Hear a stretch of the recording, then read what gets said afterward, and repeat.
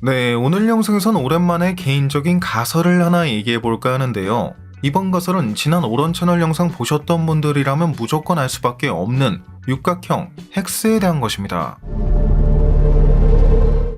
일단 이번 영상을 계기로 새롭게 유입되는 분들도 분명 계실 것인 만큼 이 육각형 헥스가 대체 무엇이길래 이에 대한 가설까지 세우는 것인지 아주 간단하게만 설명하고 넘어가 보도록 하겠습니다.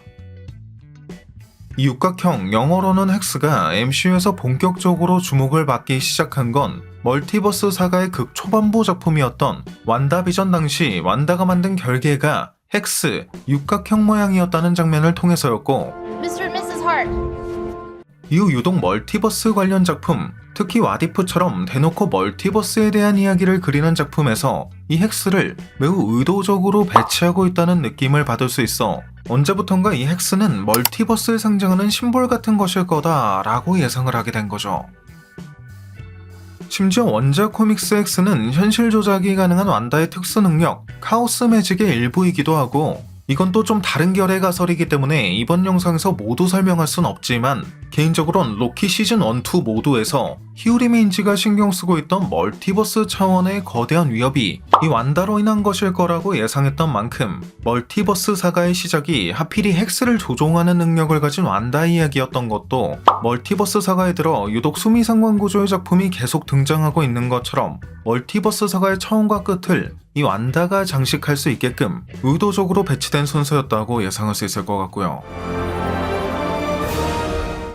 그리고 와디프 시즌2 당시 개인적으로 매 에피소드마다 육각형이 매번 포함되어 있는 걸 발견한 적이 있었고, 이들 중 사이보그인 네뷸라의 내부가 육각형으로 이루어져 있다던가 하는 건 그렇다 치더라도 특히 이 장면에 보면 알 수 있는 빨래 건조대의 배치마저 이렇게 의도적으로 육각형으로 해놓은 걸 볼 수 있어 이를 통해 육각형은 멀티버스를 상징하는 심볼 같은 것일 거다라고 강력하게 주장한 적이 있는데, 실제로 이 완다의 헥스에 대해 언급된 건 물론 완다의 헥스로부터 그 능력을 각성한 모니카 램보가 등장하는 더 마블스에선 모니카가 멀티버스로 넘어가는 장면을 이 육각형으로 이루어진 막을 찍고 넘어가는 것으로 묘사한 걸 볼 수 있었기 때문에 개인적으로는 사실상 이 육각형이 멀티버스를 상징하는 심볼이 맞다고 확신하고 있는 상황이죠.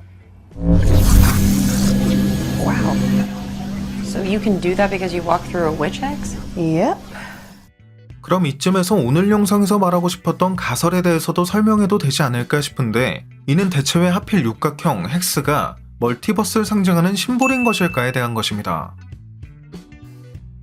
개인적으로는 이 헥스, 육각형이 우리가 일반적으로 알고 있는 가장 견고한 구조인 벌집, 하이브의 육각형과 같다는 점이 그 힌트라고 생각하는데, 이전에도 너무 과학이론에 대한 설명이 길다는 평도 있었고, 실제로 오런 채널이 마블 채널이지 과학 채널이 아니기도 하니까 그냥 간단하게만 설명하자면, 어떠한 멀티버스 이론 중에는 우리가 살고 있는 지구가 하나의 얇은 막을 기준으로 나뉘어져 있고, 이 얇은 막을 통과하면 반대편에 존재하는 멀티버스의 평행우주로 넘어갈 수 있다는 게 있습니다.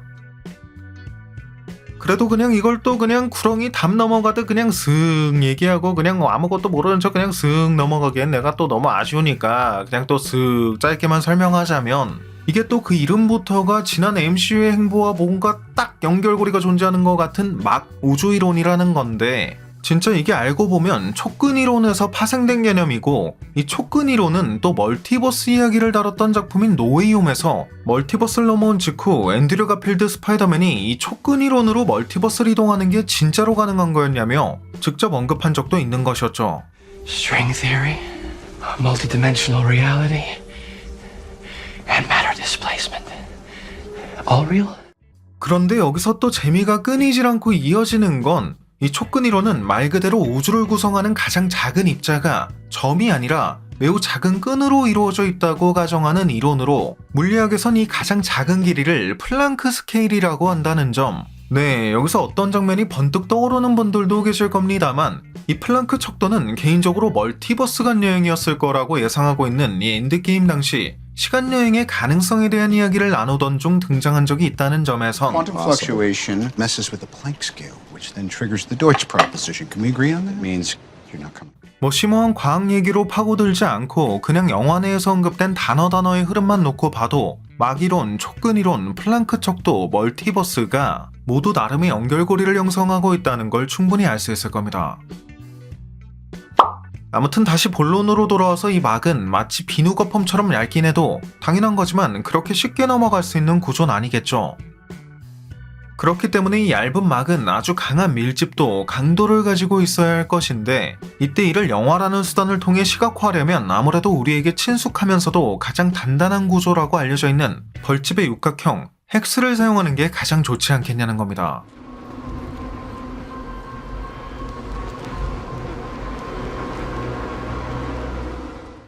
실제로 지난 MCU에 등장한 육각형은 대부분 어떠한 경계를 나눌 수 있는 막 형태의 에너지로 묘사됐는데 이는 현실 세계와 현실 조작된 곳을 나누는 경계로 사용된 완다의 헥스, 가장 최근엔 샘이 사용하는 비브라늄 수트의 에너지막 형태로 사용되는 걸 볼 수 있었죠. 물론 대놓고 멀티버스의 경계를 넘나든 적이 있는 더 마블스의 이 장면은 말할 것도 없고요. 아무튼 결론적으로 이 멀티버스의 상징이 헥스가 된 건 아까 설명했듯 멀티버스의 경계가 얇은 막으로 나뉘어져 있다는 과학이론을 영화라는 영상 매체를 통해 시각화할 수 있는 가장 효율적이고 직관적인 방법이 이 벌집과 같은 구조의 헥스였기 때문일 거라고 볼 수 있을 것 같습니다. 그리고 정말 마지막으로 간단하게 하나만 더 말하고 싶은 건 이 육각형 헥스는 아이언맨의 아크 리액터에서도 발견할 수 있다는 건데 방금 말했듯 이러한 헥스는 비브라늄에서도 볼 수 있고 아이언맨이 팔라듐 중독을 막기 위해 새롭게 발견한 물질 베데슘 또한 결국 테서렉트를 기반으로 연구를 진행했던 하워드 스타크의 유산으로부터 탄생한 것인 점에선 또 다른 가설이긴 하지만 평소 늘 설명했듯 인피니티 스톤은 결국 코스믹 에너지의 하위 호환일 것이고 비브라늄도 결국 셀레스티얼의 육체를 이루고 있는 물질일 것이다. 때문에 이 인피니티 스톤의 에너지를 활용해 만든 아크 리액터에도 비브라늄과 같은 육각형 헥스가 존재하는 것이다 라는 결론을 내릴 수 있을 것. 여기서 조금 더 나아가 생각했을 땐 모니카 등이 힘을 모아 멀티버스의 균열을 넘어갔을 때 사용했던 게 빛에너지인 점에선 인피니티 스톤, 코스믹 에너지도 결국 우주에 존재하는 빛에너지를 의미하는 것이고 이는 곧 인피니티 스톤과 코스믹 에너지 또 지금까지 설명했던 모든 육각형 헥스들 또한 우주를 가득 채우고 있는 빛에너지로 이루어진 거라는 결론을 내릴 수 있습니다. Can manipulate light energy. Nor? That means light, right? Entanglement, our light powers are entangled, so we switch places whenever we use them at the same time. Sought to transform our universe back into one of eternal night. Such evil was possible through the power of the ether. You even look like him. And he was an angel. Composed out of pure light. 뭐 어쨌든 인피니티 사가 이후 인피니티 스톤의 위상이 많이 추락하긴 했지만 이런 연결고리를 알고 보니 세상 마블이 인피니티 사가부터 멀티버스 사가 그리고 그 이후까지 모든 떡밥이 계속 이어지게 설계했다는 걸 다시 한번 또 깨닫게 되지 않나. 문제는 보통 사람들이 이러한 떡밥을 다 알기에는 그렇게까지 딥하게 보지 않는다는 거고 또 이 모든 떡밥이 진짜 몇십 년, 수백 편의 작품을 통해 계속 이어질 것이기 때문에 진짜 이렇게까지 설명해주고 분석해주는 사람 없이는 보통 팬이 아니고선 중도하차가 많을 거라는 점인데 이게 내가 설명을 재미없게 해서 그런가 참 내가 안 되는 건 둘째치고 이 재밌는 걸 모두 알지도 못하면서 그저 재미없다고만 외치고 있는 게 그게 참 너무나도 한이 됩니다 아주. 네, 오늘 준비한 영상은 여기까지였습니다. 영상이 재밌고 유익하셨다면 잊지 마시고 꼭 구독과 좋아요 그리고 알림 설정해주시면 감사하겠습니다. 그럼 지금까지 올원이었습니다.